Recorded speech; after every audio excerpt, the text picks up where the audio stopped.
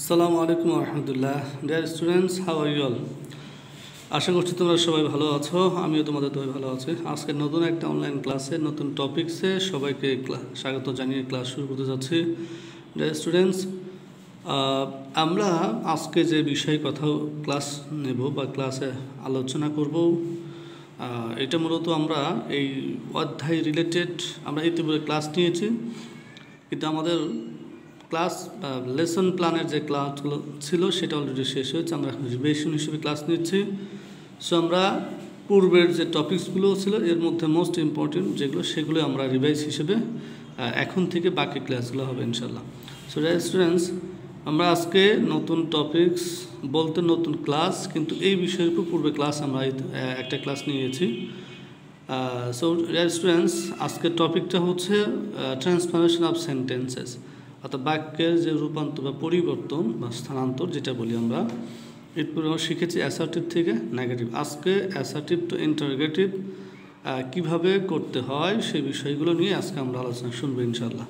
So dear students, আমরা এই transformation of সেন্টেন্সের রিলেটেড কিছু কথা, প্রাথমিক কিছু কথা বা বেসিক কিছু আলোচনা আমরা ইন আওয়ার প্রিভিয়াস ক্লাসে আলোচনা করেছি এই টপিক্সের সাথে রিলেটেড বিষয়গুলো। সো আজকে আমরা ওই কথাগুলো আবার রিপিট করব না, শুধু আজকের যে ট্রান্সফরমেশনের যে অধ্যায়টা অ্যাসার্টিভ টু ইন্টারোগেটিভ সেই বিষয় বা সেই রিলেটেড রুলসগুলো আমরা যখন যেটা প্রয়োজনে আসবে এক্সাম্পলের সাথে সেটা আমরা তখনই আলোচনা করব ইনশাল্লাহ। সো ডিয়ার স্টুডেন্টস, তোমরা দেখতে পাচ্ছ যে আজকে আমরা কী বিষয় নিয়ে আলোচনা করতে চাচ্ছি, অ্যাসার্টিভ টু ইন্টারোগেটিভ, কীভাবে অ্যাসার্টিভ একটা সেন্টেন্স ইন্টারোগেটিভ করতে হয় সেগুলো নিয়ে। আমরা স্বাভাবিকভাবেই জানি কোনো একটা সেন্টেন্স যদি ইন্টারোগেটিভ করতে হয় তাহলে নিয়ম হচ্ছে ওই বাক্যের যে সাহায্যকারী ভাব সেটা শুধু সবার আগে বসালেই হয়ে গেল। আমরা এইভাবেই মূলত শিখেছি। এর বাহিরে আমরা ট্রান্সফরমেশন রুলসের ক্ষেত্রে আমাকে কি রুলস ফলো করতে হয়, সাহায্যকারী ভাব সবার আগে প্লাস নটটা বসাতে হয়, তাহলেই মূলত এই বাক্যটা বাহ্যিকভাবে চেঞ্জ মনে হলেও ভাবার্থ বা অর্থ ঠিক রাখার জন্যই মূলত এই সিস্টেম। অর্থাৎ শুধু সাহায্যকারী ভাব যদি আমি আগে নিয়ে আসি তাহলে সেটা সম্পূর্ণ ইন্টারোগেটিভ হয়ে যাচ্ছে, কিন্তু এই বাক্যটা হচ্ছে যে অ্যাসার্টিভ হিসেবে যে ভাব অর্থটা সেই অর্থটা ঠিক থাকছে না, আর এই কারণে এই নটটা এখানে নিয়ে আসা হয়। এবং যখন আমরা সাহায্যের ভাব এবং নটটা সাবজেক্টের পূর্বে বসাচ্ছি তখন এই ভাব অর্থটাও ঠিক থাকছে। সো ডিয়ার স্টুডেন্টস, দেখতে পাচ্ছ এখানে 1 নম্বর example, he is absent from the meeting. সে মিটিংয়ে অনুপস্থিত। মানে কি অ্যাবসেন্ট, দ্যাট মিনস মিটিংয়ে সে অনুপস্থিত। এখানে বলছে যে ইজ নট, অর্থাৎ আমি আগে বলছি প্রশ্নবোধক করতে হলে ওই বাক্যের সাহায্যের ভাবটা সবার আগে নিয়ে আসলে হয়ে গেল, নিয়ে আসলাম। তাহলে যদি এমন হতো is he absent from the meeting, সে কি মিটিং থেকে অনুপস্থিত, প্রশ্নবোধক হয়ে গেল এবার ডিরেক্ট, কিন্তু ভাব অর্থটা চেঞ্জ হয়ে গেল, বাক্য চেঞ্জ হয়ে গেল, আবার ভাব অর্থ চেঞ্জ হয়ে গেলো। কিন্তু বাক্য চেঞ্জ হলেও মানে বাহ্যিক যে স্ট্রাকচারটা চেঞ্জ হলেও ভাব অর্থ ঠিক থাকতে হবে। আর এই কারণেই মূলত এখানে নটটা এসেছে। Isn't he absent from the meeting, সে কি মিটিং থেকে অ্যাবসেন্ট নয় কি, মানে এর কী বলা হয়, হ্যাঁ এইভাবে আমাদের মিনিং আমরা করে নেব ইনশাল্লাহ। এরপরে হচ্ছে next example, I was sincere to my duties. এখানে আমরা দেখতে পাচ্ছি সেম স্টাইলে এটাও করা হয়েছে, wasn't I sincere to my duties, আমি কি আমার ডিউটি সম্পর্কে সচেতন ছিলাম না।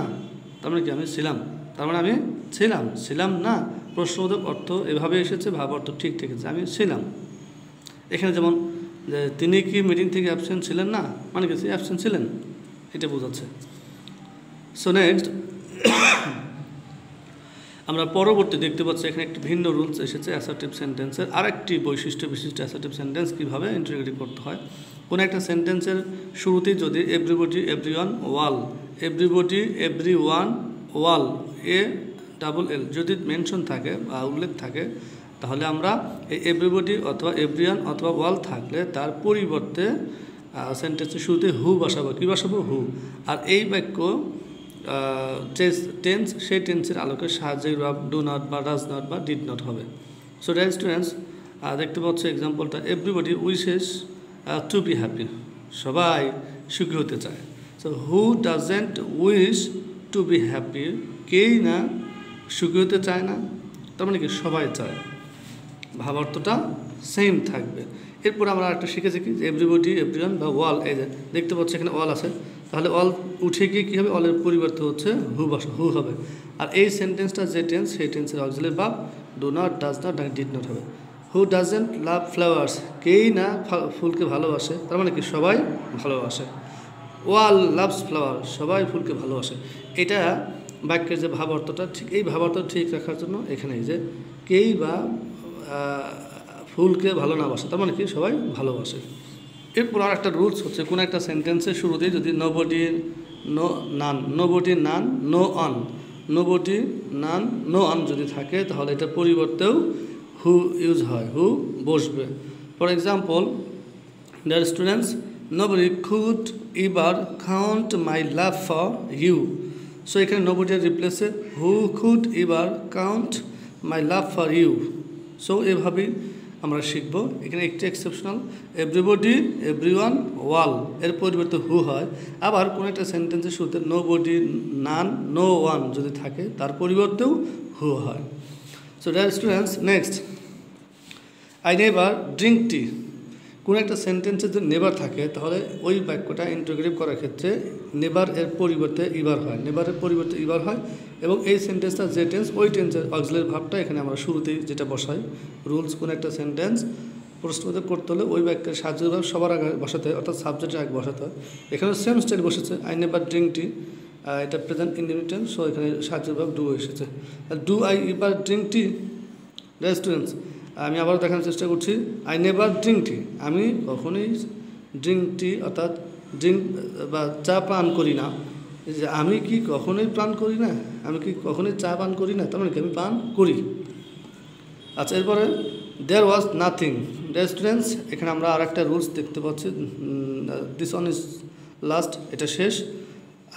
নাথিং টু ডু, নাথিং কোনো একটা সেন্টেন্সে মেনশন থাকলে দেন নাথিংয়ের রিপ্লেসে বা পরিবর্তে এনিথিং হয়, নাথিংয়ের পরিবর্তে এনিথিং, নাথিংয়ের পরিবর্তে anything. So dear students, there was nothing to do, কিছুই করার নেই, ছিল না, কিছু করার ছিল না।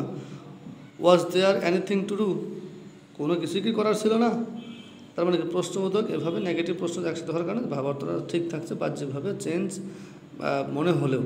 সো ডিয়ার স্টুডেন্টস, নাথিং থাকলে এনিথিং, নেভার থাকলে ইভার, এরপর হচ্ছে নো বডি, নো ওয়ান, এরপর হচ্ছে নান থাকলে তার পরিবর্তে হু হয়, বাকি সব ঠিক থাকবে, লাস্টে ইন্টারগ্রেটিভ মার্ক বা ইন্টারগ্রেটিভ সাইন হবে। এরপরে এভরিবডি, এভরিওয়ান, এরপর হচ্ছে ওয়াল, এই তিনটা যে কোনো একটা থাকলে বাক্যের শুরুতেই তার পরিবর্তে হু হয়, এটা আমরা দেখতে পাচ্ছি, এক্সাম্পল দেখিয়েছে। এরপর হচ্ছে স্বাভাবিক যে আমরা যে চেঞ্জিংটা বা একটা বাক্য অ্যাসার্টিভ বাক্য ইন্টারগ্রেটিভ আমরা সাধারণত করে থাকি, ওই বাক্যের সাহায্যের ভাব বাক্যের শুরুতেই বা সাবজেক্টের আগে নিয়ে আসলেই হয়ে গেল। আর পাশাপাশি শুধু নট এভাবে এই জন্য দেওয়া হয়েছে যাতে ভাব অর্থটা ঠিক থাকে এবং বাহ্যিক পরিবর্তন মনে হলো। অর্থাৎ এমন যে একটা বাক্য প্রশ্নবোধক এবং নাবোধক দুটোই করলে তাহলে অ্যাসার্টিভ বাক্যের সেন্টেন্সের যে ভাবার্থ সেই ভাবার্থটা এখানে ফুটে ওঠে। ডিয়ার স্টুডেন্টস, আশা করি তোমরা আজকে এই নতুন যে টপিক্স বলতে টপিক্স সাথে আমরা ইতিপূর্বে আমরা পরিচিত হয়েছি, বাট আমরা সেই ট্রান্সফরমেশন অফ সেন্টেন্সের অনেক বড় একটা অধ্যায়, অনেকভাবে চেঞ্জ হয়। তো অনেকভাবে যে চেঞ্জ হয় তার একটি বা দুটি বিষয় আমরা শিখেছি, আরও যে কয়েকভাবে হয়ে থাকে তার মধ্যে অন্যতম হচ্ছে অ্যাসার্টিভ টু ইন্টারগ্রেটিভ, এরপর assertive to exclamatory, assertive to operative, আর বিভিন্ন চেঞ্জ হয়। সেগুলো আমরা নেক্সট ক্লাসে ইনশাআল্লাহ ধারাবাহিকভাবে আমরা শিখব।